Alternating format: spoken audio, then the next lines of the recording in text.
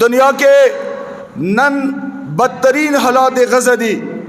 لکه څنګه هغه صاحب ذکر وکړو بمبره ده مجروحین دي شهدا دي خو آلتیا د هیومن رائټس د انساني حقوق وایلیشن نه کیږي ایمبولانس چی اسپیټال شته ډاکټر شته یا کچی تک شوی وي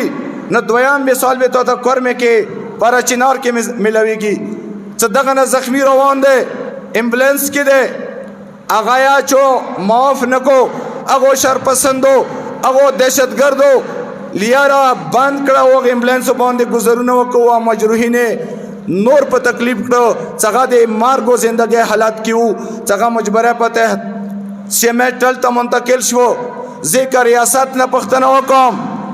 ذکر وخت جرنیلانو نه پښتنه وکم کزي وخت بیروکریټو نه پښتنه وکم د کوم هلیکاپټر کې ګرځي ملک د ریاست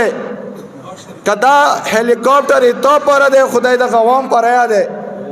پکار دیس ازخمیان د سينو اکه هم شیاو هم سنیانو کنوئی مکس وا کتا سو پختنه وکوي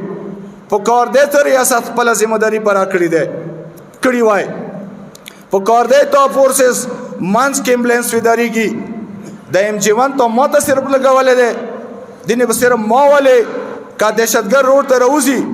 سړایا معلوم دغه شباسایا ور کوي چې ډېر خو کارمو کو سبل رچی بیا پرې نک دا وای اغه نه تو چې تا